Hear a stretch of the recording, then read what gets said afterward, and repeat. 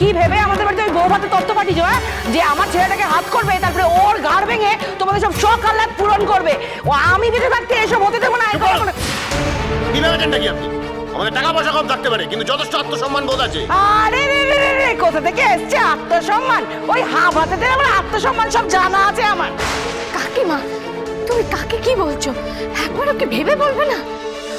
এই নন্দিনী, এই আমি জানি, হ্যাঁ, এইসবের নাটের গুরু তুই। এইসব তত্ত্ব পাঠানোর বুদ্ধি একদম তোর মাথা থেকে এসছে। কি ভেবেছিলি ওইসব তত্ত্ব পাঠিয়ে আমাদেরকে হাত করবি তুই? কাকিমা মানছি, আমি আমি আমি অন্যায় করেছি।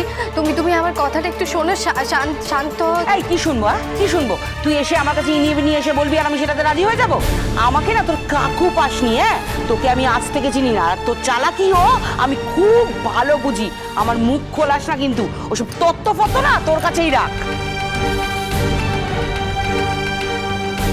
কাকিমা ফেরত দিও না কাকিমা, মেয়েটা বড্ড দুঃখ পাবে কাকিমা, ফেরত দিও না প্লিজ। এই তোর কথা শুনবো কেন রে? আমার যা করার আমি সেটাই করব। এসব আপনি কি বলছেন? বৌভাতের তত্ত্ব বাড়ি থেকে কে পাঠাবে? কেন বাড়ি বসে ঝামেলা করছেন বলুন তো? যাতে ঝামেলা না হয় সে ব্যবস্থাই তো করতে এসেছি। তো ভাই তোমায় কাকিমা, বাবাও ঘরে আছে, উনি অসুস্থ, হয়ে তুমি একটু শান্ত হও। উনি অসুস্থ তো আমি কি করব? তো আচ্ছা মুশকিলে পড়া গেল। এত কথা তোমাদের আসে কোত্থেকে গো? আমাকে গরম দেখাচ্ছ তোমরা? কি হয়েছে ছোট বৌমা? এত চেঁচামেচি কিসের? তোমার বাবা সবে মাত্র একটু ঘুমালেন। এই যে আপনারা কি মনে করে আমাদের বাড়িতে ওইসব বউ ভাতে তত্ত্ব পাঠিয়েছেন বলুন তো? আমরা পাঠিয়েছি? তবে বলছি কি, আপনারা আমাদের বাড়িতে বউ ভাতে তত্ত্ব পাঠাননি? এই যে জিজ্ঞেস করুন নন্দিনীকে। আপনারা কি ভেবেছেন আপনারা আমাদের বাড়িতে জামা কাপড় না পাঠালে আমাদের গায়ে জামা কাপড় উঠবে না? আমরা কি আপনাদের মতো ভিখারির জাত নাকি, হ্যাঁ? কাকিমা অনেক অপমান করেছো, আর না। এই নিকুচি করেছে, হ্যাঁ, তোদের মান অপমানে। এনে তোদের জিনিস তোদেরকেই দিলাম। শেষ পারের মতো বলছি, হ্যাঁ নন্দিনী, এখনো সময় আছে, শুধরে যা।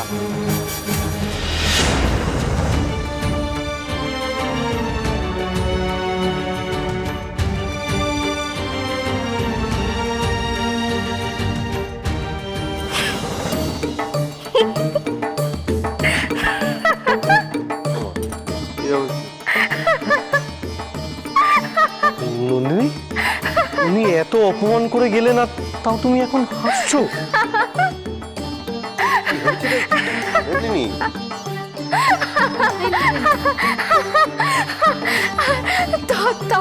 তত্ত্ব ফেরত দেওয়ার নাম করে কি দিয়ে গেছে দেখো।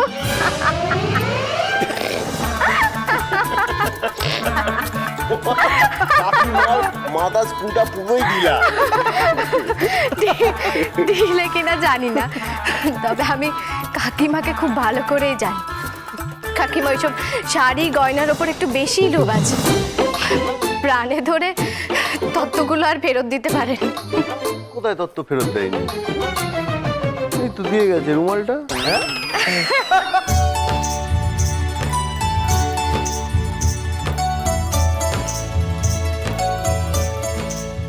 আজ কতদিন পরে সবাই আগের মতন করে মন খুলে হাসছে।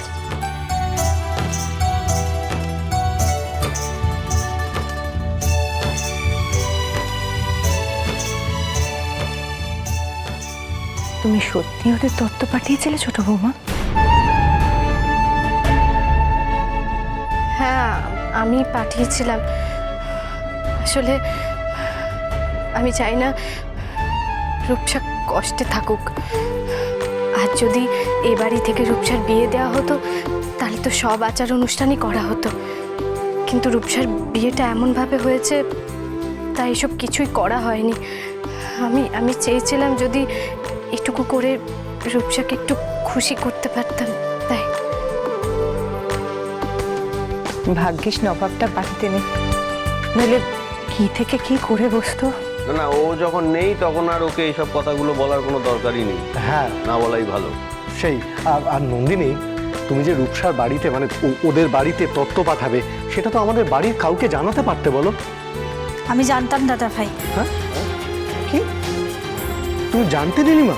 কিন্তু তুমি তো আমাদের কাউকে কিছু জানাওনি মেজ বৌমা। আসলে আমি নন্দিনীকে কথা দিয়েছিলাম, আর ওকে দেওয়া কথা আমি ফেলতে পারিনি।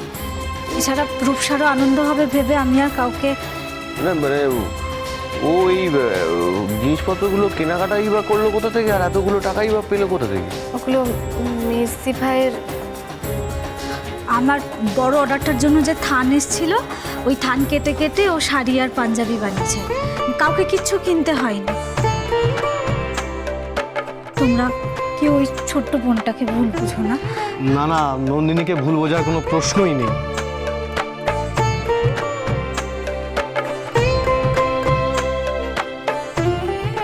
তুমি মেয়েটার মুখের দিকে তাকিয়ে এত কিছু করলে। ভালো থেকো মা, আর সবাইকে ভালো রেখো।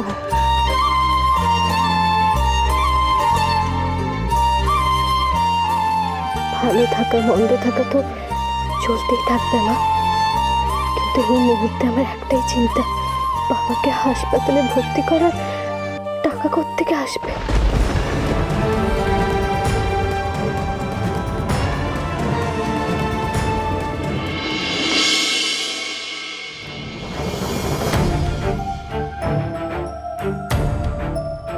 কিরে, সব ঠিকঠাক করে মিটলো তো? হাসপাতালে ভর্তি ঝুঁকিটা মিটেছে আপাতত, কিন্তু বাবা পুরোপুরি ভালো না হওয়া পর্যন্ত তো কিছুই ঠিক হবে না। ঠিক আছে, আপনারা হাত মুখ ধুয়ে নিন, তারপর আমি চা করছি, একটু চা খাবেন। সকাল থেকে তো অনেক ঝুঁকি গেল। ঠাকুর, ঠাকুর সব ঠিক করে দিন। আমি মানত করেছি বড় করে পুজো দেব। তুমি না মা এই মানত টানত আর করো না, এমনি তো আমাদের দেখছো হাঁড়ির হাল, তারপরে এই হসপিটালের বিল কোথায় গিয়ে দাঁড়ায় দেখো। নবাব বোধহয় সব কিছু নিয়ে খুব চিন্তা করছে, দেখো ওকে দেখে সেটা বোঝা যাচ্ছে। এই ভাই, সবাই তো আছি, কেন তুই এত চিন্তা করছিস? কত কিছুই তো খারাপ হলো। না না, সেসব ভাবছি না আমি। তাহলে কি নিয়ে ভাবছো? হ্যাঁ রে বাবা, ডাক্তার কি বললো? আমি ঘরে গেলাম। ওর আবার কি হলো? বুঝলাম না, এমনিতে তো চুপচাপই ছিল, ফেরার সময় কোনো কথাই বলছিল না। তাহলে ডাক্তার কি ওকে কিছু বললো?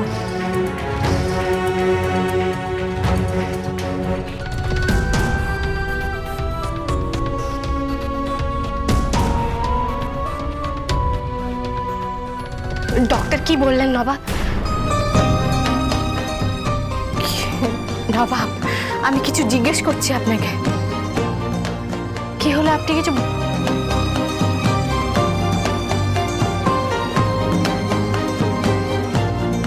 কি হয়েছে নবাব? আপনি এরকম আচরণ করছেন কেন? আমি কিভাবে কি বলবো সেটা বুঝে উঠতে পারছি না। মানে? আমি আপনার চোখে চোখ রেখে কথা বলার অবস্থায় নেই নন্দিনী। এভাবে কেন বলছেন নবাব আপনি? আমাদের কাছে বাবার কিছু হয়ে যাওয়ার, কিতবিতানের ছাদ ভেঙে পড়া, দুটোই একই। আর সেই ছাদ ভেঙে পড়া থেকে আপনি রক্ষা করেছেন। নন্দিনী, থ্যাংক ইউ শব্দটা বড্ড ছোট হয়ে যাবে আপনাকে বলার জন্য।